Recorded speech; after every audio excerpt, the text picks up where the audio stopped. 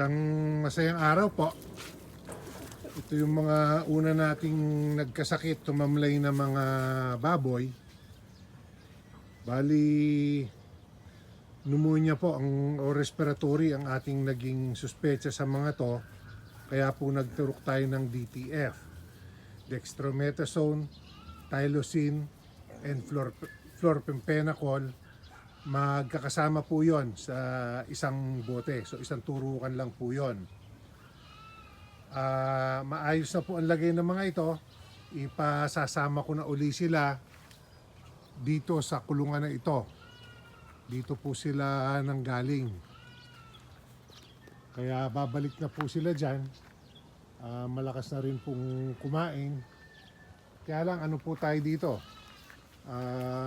Mga 50% po ang namatay. Tatlo po ang natira.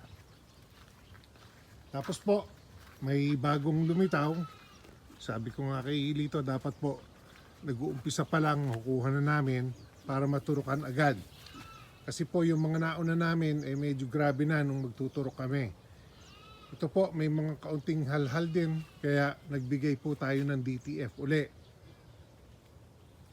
Tapos po, ang isa pa naming nakikita nga ay nagmumuta sila. Kaya po ganun akong napaisip na malamang ay respiratory ang ating nagiging problema dahil po sa pagmumuta.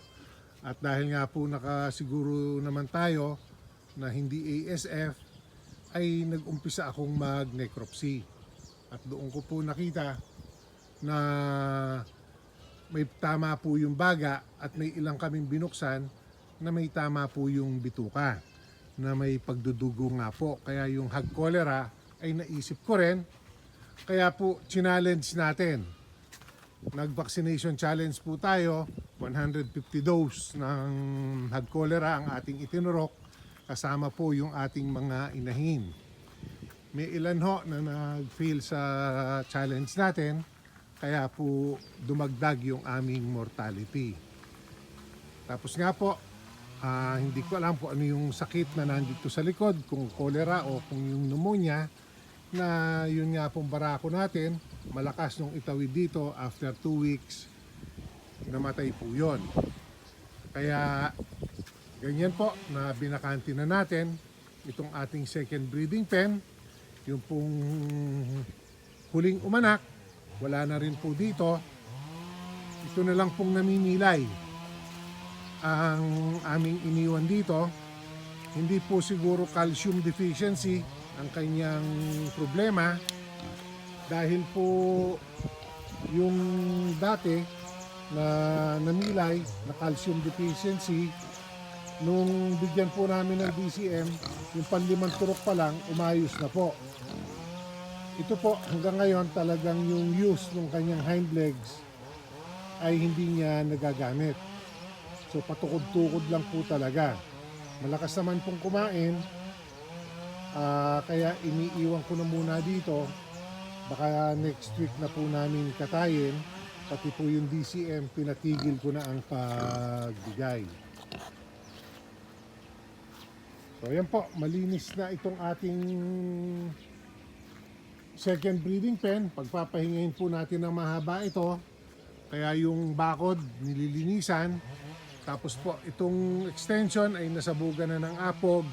Ito pong original area ay hindi pa. Bibili pa po ako ng additional na apog para sabugan din ng makapal na apog. So dadagdagan ko po yung aking bibilhing apog dahil itong unahan ay nakagamit po ng 4 para po masabugan uli itong unahan, at yung sa likod ay sasabugan din uli. Ay, mali po. Itong unahan ay sasabugan ng pangalawa. Ito pong original area ay unang beses na masasabugan.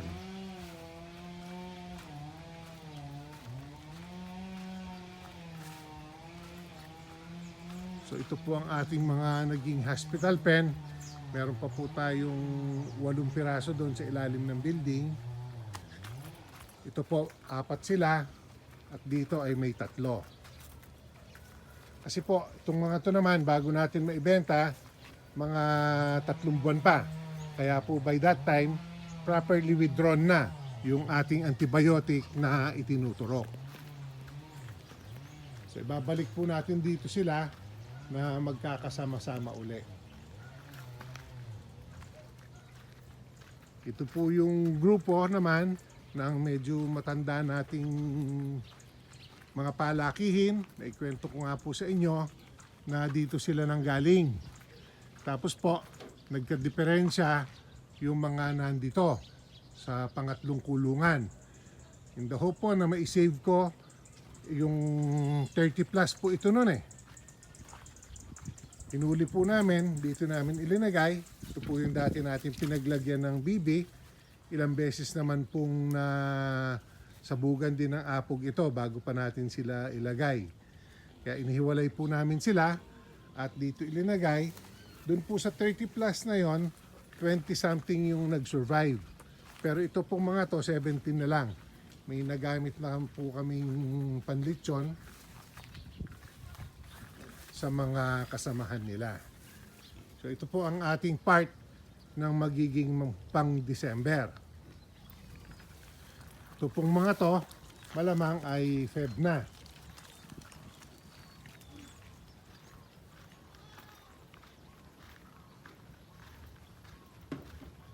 At dito po sa unahan, mas bata po yung nasa kulungan na ito. May 50 heads po tayo dito. Feb into March. Pwede na rin po ang mga ito. Pero nung ilang uuna, may malalaki. Pero yan po, karamihan ay mga 10 kilo lang. Meron pa pong ilan na 8 kilo lang. Pero palakas na po ng palakas ang kain nila. Yung isang sangkap po ng ganyang 3/4 drum ay nauubos na nila. Doon po sa pinakadulo, meron din tayong mga palakihin doon. Ito po yung ating mga inahin na galing sa second breeding pen.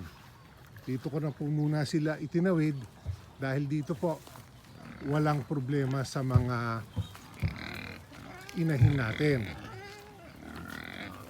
Yan po yung inahin. Nandito na rin po yung kanyang 10 biik. Ano po yun? 4 na ganyan ang kulay at 6 na itim.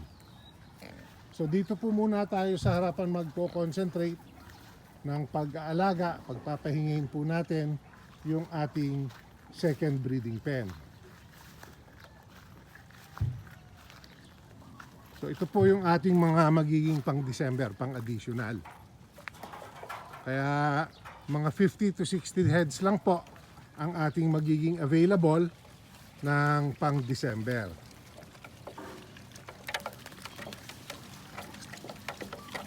Yan po, malalakas ng kumain.